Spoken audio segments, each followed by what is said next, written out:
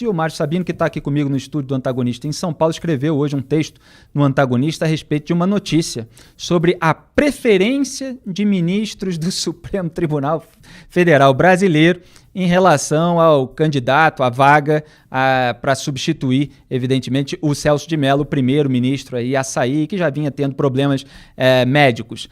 Mário, eu quando vi a notícia de manhã, eu confesso que eu acabei nem conseguindo tempo de ler o texto, que eu estava vindo para cá e organizando aqui a pauta do programa, mas eu imagino o que você escreveu, porque deve ter sido estranho.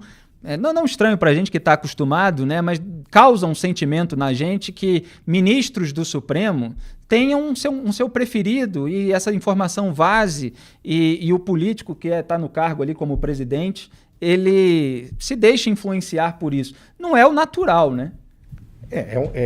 Eu disse no meu artiguinho que a gente tem sempre que tentar manter um olhar estrangeiro sobre o Brasil. Exato. Né? E com este olhar estrangeiro, de fato é muito estranho, não que os ministros tenham preferência, porque obviamente lá na Suprema Corte Americana provavelmente tem gente que tem preferência também ou não pela Barrett, né?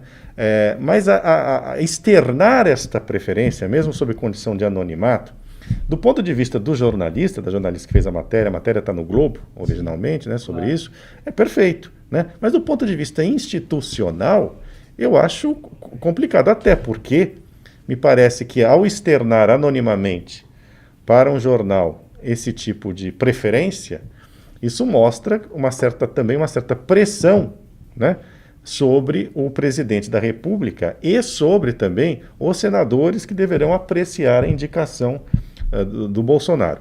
A preferência pelo André Mendonça, mas isso não é exatamente uma novidade, a novidade é que parece mesmo que eles estão com receio que não seja o André Mendonça. Né? Quando eles externam a preferência de uma maneira tão, apesar de sob anonimato, de uma maneira tão enfática, eles mostram que estão realmente com receio de que não seja o André Mendonça e que seja o Jorge Oliveira, né? Que é ministro-chefe da Secretaria-Geral da Presidência, que do ponto de vista jurídico não é que seja exatamente um Cesare Beccaria, o outro parece mais um Cesare Beccaria, um grande jurista, né, nesse caso.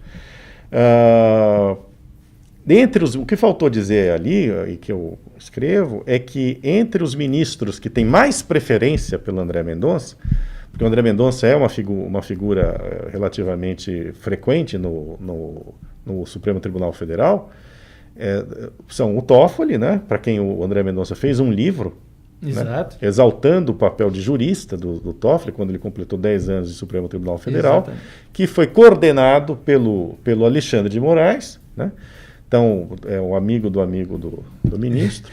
E você tem, obviamente, o Gilmar Mendes, né, gostando muito da ideia, porque o André Mendonça parece ser suficientemente maleável, assim como o Toffoli o foi no início da sua carreira como ministro do Supremo Tribunal Federal, muito influenciável, né, pelo Gilmar. Né? O Gilmar foi uma espécie de tutor do Toffoli.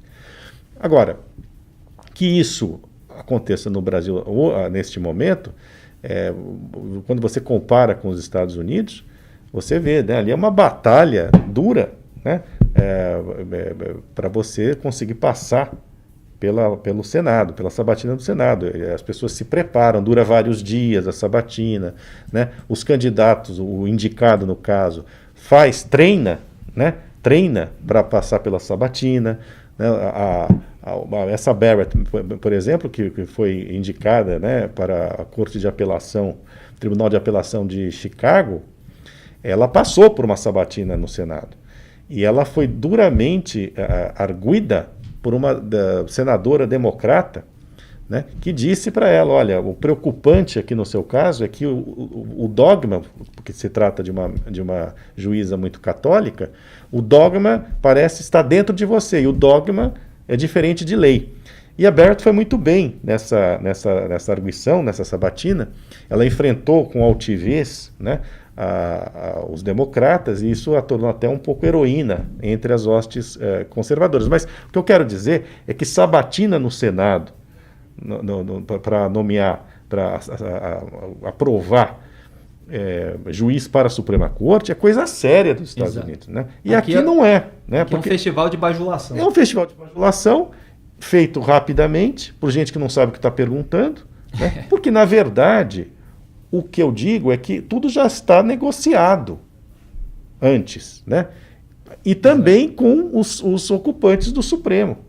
Quer dizer, no Brasil, os ocupantes, o indicado pelo presidente também passa pela aprovação do próprio Supremo, prévia do próprio informal, Supremo. Informal, obviamente, né? Do próprio Supremo. E a sabatina formal é uma formalidade no pior sentido. Né? Não significa nada. O único caso de ministro, de pessoa indicada para o Supremo Tribunal Federal que não foi aprovado, salvo engano, remonta a 1894, para vocês terem uma ideia. Né? Então, nos Estados Unidos também não é comum não aprovarem, mas é uma aprovação mais dura. O cara sai, a juíza ou a juíza saem dessa sabatina certamente muito mais preparados, né, para ocupar um cargo na Suprema Corte Americana. No Brasil, o teatro é tão grande que na sabatina do Dias Toffoli, ele disse que o PT era uma página virada na vida dele. Aí chegou lá no Supremo Tribunal Federal e votou a favor de um monte de petista, votou a favor da soltura do José Dirceu 2 vezes, quando ele estava em prisão preventiva, e depois já condenado em segunda instância, quando a jurisprudência autorizava a prisão após condenação em segunda instância. Nesses 2 casos, com votos do Gilmar Mendes e do Ricardo Lewandowski. Esse é o Toffoli homenageado pelo André Mendonça, que foi escolhido pelo Jair Bolsonaro primeiro como AGU, advogado-geral da União, e depois como ministro da Justiça e Segurança Pública, no lugar de Sérgio Moro, quando ele saiu do governo. Aliás, teve uma manchete aí no fim de semana que Bolsonaro acha que tem infiltrados do PT na equipe econômica, e o pessoal estava reagindo nas redes sociais dizendo, aí na PGR, né, que ele colocou o Augusto Aras e o André Mendonça, que escreveu o livro tributo, organizou o livro tributo ao Toffoli, e outros aí que o Bolsonaro nomeou, vários dos quais a gente já falou aqui nesse programa.